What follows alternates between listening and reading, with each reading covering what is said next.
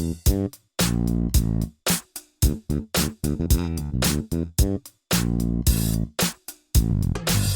is Anthony Morganti.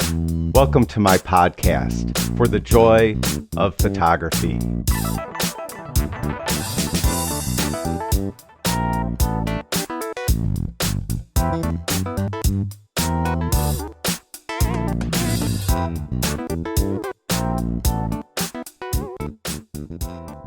Welcome to this week's episode of the podcast. You probably noticed that I didn't do the podcast last week. That's because I really didn't have anything interesting to talk about. I'm not going to do the podcast every week just to talk. My hope is that you gain some knowledge from the podcast, something that helps you with your photography or helps you with your photography business. And if I really don't have anything that I think is of interest, I will skip the podcast and wait until I have something interesting to talk about. And I do this week, thanks to viewer Jorge. He emailed me and he made the suggestion that I talk about camera settings. Here and there throughout my videos, I mention how I have my camera set up, and he thought it would be interesting to know all my different camera settings and why I have my camera set up the way I do. Now, I really should say that there's really no right or wrong way to set up your camera. That's why there's so many settings.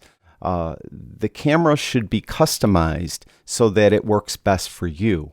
So I'm going to go over my camera settings for a lot of the different major functions of a camera, and I'll explain why I have them set up the way I do. Some are because of my style, and some are because of my stubbornness to change, and some just work best for certain situations, and I'll use a different setting for a different situation. So, without further ado, let's get into my camera settings. First of all, I should say right off the top, I use back button focus, and just about any really advanced amateur to professional I've ever encountered uses back button focus. And if you're not using back button focus, I encourage you to do so. It's just a much better way overall to focus with a camera. Think about it. When you're focusing with the shutter button, you have to press the shutter button down halfway and you'll achieve focus. And then if you're going to recompose, you would have to hold that button down so that it doesn't try to re-grab focus. So for instance, let's say you're using the rule of thirds and you, instead of taking the time to move the focus point over the subject, you kind of just tilt your camera over to the left, let's say, where the subject is, and you press that focus button down or the shutter button down halfway to achieve focus. Now you have to hold that down, recompose, then press it the rest of the way down to take the picture. That isn't always the most efficient way. If you use the back button and you don't feel like, moving the focus point over your subject, you could tilt your camera over to the left, put that focus point over your subject, focus with the back button, let go once your camera achieves focus, then recompose and press the shutter button down, knowing that the shutter's not going to try to regain focus. That's one advantage. There's a lot. If you're using ND filters, especially darker ND filters, like a 10-stop ND filter, your camera won't be able to focus with the filter on. So what you have to do is focus first on something with the filter off. If you're using shutter button focus, you'd have to then put your lens or focus part of your camera in manual focus mode, then put on the ND filter, then press your shutter button. If you're using back button focus, you could just focus with the back button, put your ND filter on, then press the shutter button down. You don't have to hit any other knobs or switches or anything, and it will take the picture without trying to re-achieve focus. And there's more reasons to that. I mean, I could go on and on about back button focus. So I encourage you to use it if you're not already using it. Just Google or just search on YouTube back button focus for whatever model camera you're using. And I'm sure you'll find a video where someone will show you how to set up your menu to use back button focus on your camera and then practice using it. It's only going to take you a day to get used to it. And it really does work great. So with that said, I use back button focus. Now, as far as camera modes, I don't use any auto modes or any program modes. I use aperture priority mode, shutter priority mode, and manual mode. And I have specific situations where I'll use one over another. I'm probably using aperture priority mode the most. That is mainly because I do a lot of landscapes. So in landscape photography, the aperture usually is the most important facet of the exposure triangle, meaning being ISO, aperture, and shutter speed. So in a landscape, you usually want, good depth of field, and I like to pick an aperture somewhere in the middle, f8 to f11. So I'll put my camera in aperture priority mode and put f8 to f11 on my setting for the aperture. The camera's going to pick the shutter speed, and usually for, let's say, a landscape, I'm going to have the ISO as low as my camera could go. So on some cameras it's 100, on some other cameras I own it's 64. So I'll have it as low as possible. On some of my Fuji cameras it's 200, so I'd have it on the lowest ISO possible. And then set my aperture and I'm good to go. So I use aperture priority mode a lot. I probably use manual mode just as much, especially in studio situations. I'm always in manual mode. So I'm setting up my lights. Whenever I use artificial lights, I'm going to be in manual mode. And I use a light meter to determine my settings for my camera. So I use a Sekonic L478D, I think is the model. So I'll meter my lights, and I usually have the light power set so that I'll be using an aperture that's f8 to f11. I like to stay in that area, unless sometimes I really want to have a shallow depth of field, and maybe I'll be using an f1.2 lens or 1.4 lens or even a 2.8 lens. In those cases, then I meter the light for an aperture that's wide open like that. So regardless of what the aperture I want to use is, I'll meter the light for that aperture and for my shutter sync speed, which usually is like f250, or I'm sorry, 1/250th of a second for Nikon cameras I use. Sometimes I'll use 1/200th of a second.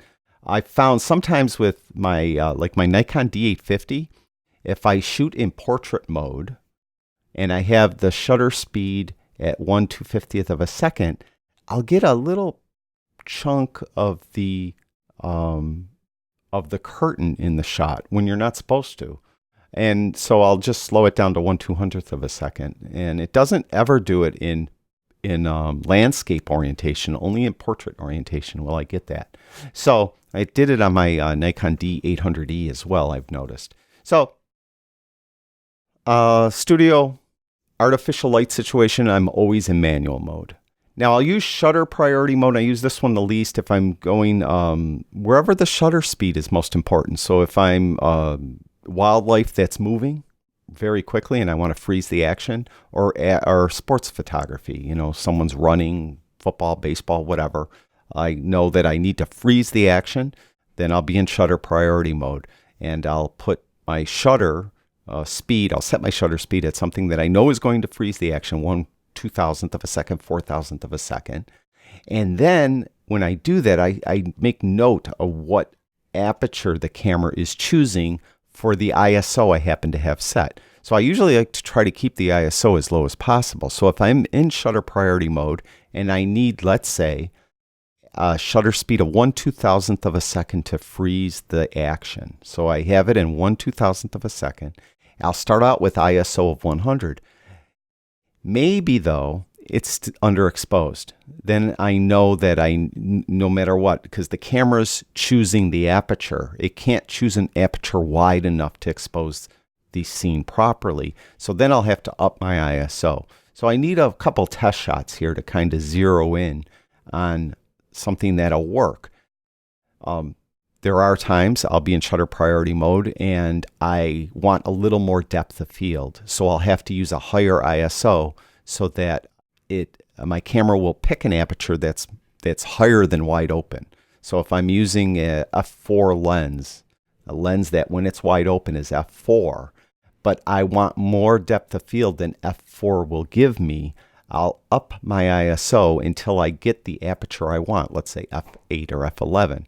So 1/2000th of a second, I'll up the aperture, or I'll up the ISO, until I get the aperture I want. So I don't use shutter priority as much, only because I don't shoot like moving wildlife or sports photography that much.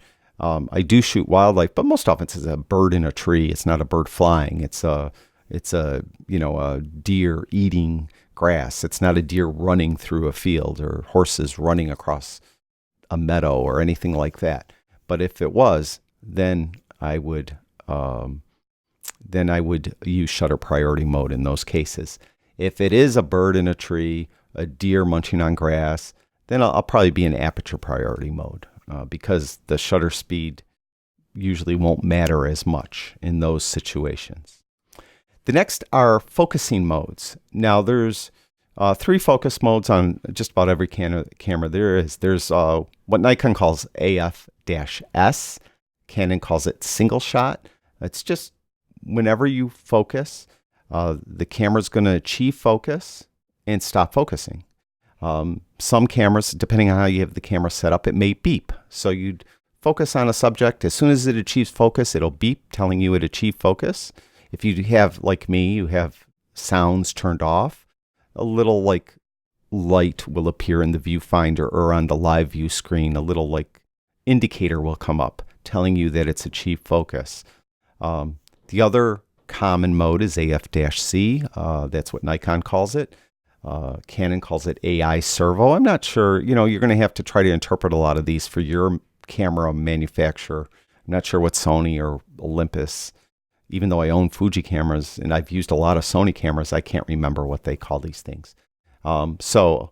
AF-C is a continuous focus mode. So as long as you're pressing in the shutter button or half pressing the shutter, or if you're using back button focus, like I recommend, as long as you're holding that button in, your camera is going to be continually focusing on whatever is under the focus area or focus point.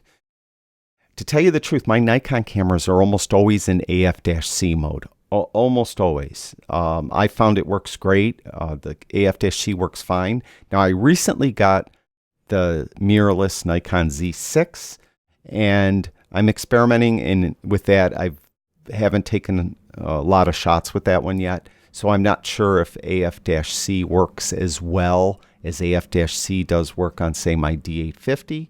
So on my DSLR Nikon cameras, it's in AF-C mode all the time. Even when I'm in the studio, if I'm focusing on my model's eye, I'll have it in AF-C mode. It just works fine. I have no need to change it.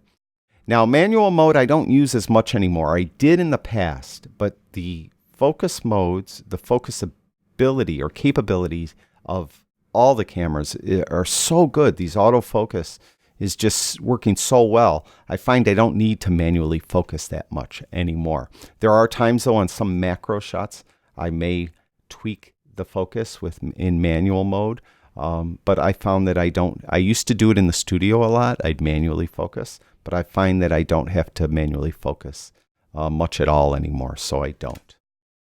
Next, we'll talk about regular AF modes. Now, the jargon is very camera manufacturer specific. Hopefully, you could interpret what I'm talking about and apply it to whatever camera model make you're using, because mainly this is the way Nikon calls these things. There's single point autofocus. You just use one focus point and you move that focus point over your subject. I use that the most. My cameras are set up in that, like probably at least 70 to 90% of the time. I just find it works well. So in the studio, when I want to focus on my model's eye, I'll just put the single focus point right over my model's eye that is closest to me and focus that way. If I'm focusing on a bird in a tree, I put a single point over the bird's eye if it's close enough, over its head. If it's just, a little further away and that focus point's bigger than its eye, but I'll use the single focus point. So I use it for just about everything. Even a landscape photo, I'll figure out where I'm going to focus and I'll put that single focus point over that area and grab focus that way. Now, if my cameras were equipped with eye detect autofocus, I would probably use that for the portraits in the studio. My Fuji cameras have eye detect autofocus, and it works very well, although I don't use the Fuji cameras in the studio. The Nikons don't have it. From what I understand, the mirrorless cameras in a firmware update, that's the Z6 and Z7, will get that in a future update. I'll never use the Z6 in the studio, probably. I prefer to use my Nikon D850 right now, and I don't think I'm going to purchase the Z7. So if my cameras had eye detect autofocus, I'd probably use that in some situations where I'm currently using single point autofocus. Now, another thing Nikon cameras have is called group autofocus, and that's just like a larger group. Instead of a single point, it's using a larger group of points. And I use that for stationary or slow-moving subjects that are further away, that I'm not really going to be focusing on their eyes. So there's a deer that's in a field, or a horse, horses on a beach, and I'm going to focus on a horse or something that's not really moving that quickly, a bear, something, animals, things like that. If I focusing on a boat in the ocean, something like that, I'll use group autofocus. It works fine. Now, if the subject is moving and the moving may be erratic, then I'll use what Nikon calls dynamic area autofocus. It's pretty much like group autofocus, except it is better for moving subjects. So if something's moving around, this will try to move with whatever you initially focused on. So it's going to try to stay with it. I found it works pretty good. There's another one called auto area autofocus, which is even more dynamic, I think, than dynamic area autofocus, meaning and you could change the size of this auto area. Dynamic area is kind of a fit size. Auto area, you could change the number of pixels it uses. So if you're focusing on a bird flying through the sky, across the sky, and you have the bird in the area, and you press the back button to focus, or you half press your shutter to focus, what will happen is the camera will use the focus points that are in that area that it thinks should work to focus on that bird. And if you're taking a number of shots, it's always going to try to refocus and keep that focus going using that auto area. I don't use that much. I just find it's a little more cumbersome. And even if you use too large of an area, it will miss focus. You'll miss a lot of shots. Now, 3D tracking I don't use, but I know a lot of people that swear by it, and I only don't use it because I've never really practiced with it. It's something that one of those things I'm always going to do. I'm always going to do. But a lot of people swear by Nikon's 3D tracking, that it works great. It's similar to dynamic area and auto area. It's kind of a blend of them, I guess. And it will look for contrast and color and movement, and it will try to keep focus on that. And it supposedly works very well, like I said, but I've not used it. Maybe someday I'll really sit down and start using it. So those are the AF area modes, or AF modes, I'm sorry. I tend to use single point autofocus almost exclusively. And if I'm out, again, I'll group AF and dynamic area AF, depending on if the subject is moving erratically or standing still. Next are metering modes. Now, this is where I'm stubborn, I guess. I use spot metering like 99% of the time. And the reason why I do is when the early days of photography and even digital photography, matrix metering mode, sometimes called evaluative metering, that type of metering tended to be very inconsistent. You could have your camera on a tripod pointed at a scene, and what matrix metering does, it looks at the whole scene, the whole thing, and it kind of gives and it evaluates the scene and gives you an average reading that should fit exposure for that scene. So you would have your camera on a tripod, pointed at a scene, the light hasn't changed one bit, take a shot, then wait maybe 3 seconds, take another shot, and you'll see your exposures are different. It would kind of bounce around, and it used to drive me crazy. And one thing you're going to find as you get more and more into photography is you really want to know what you're getting before you press the shutter. So I found with spot metering, I could put my focus point over wherever I'm going to focus, and it will take the exposure reading from that point, and I would know what I'm getting. If I'm focusing on a black dog, I would know that my resultant image is going to be overexposed.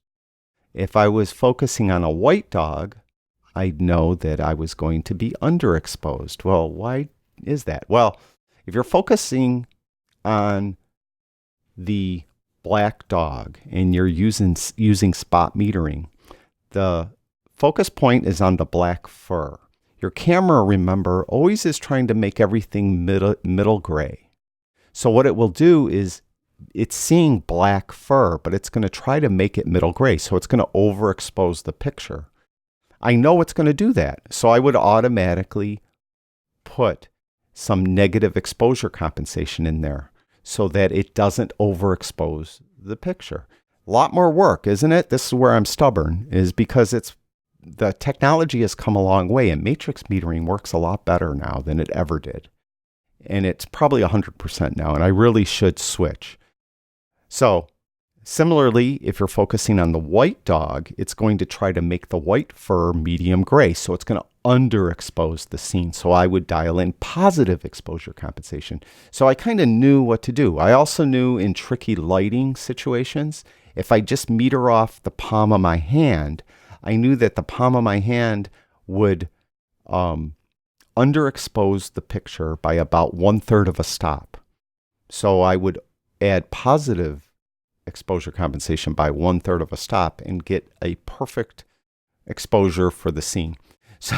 So as I mentioned, it's like a lot more work using spot metering, and I'm stubborn, but it does.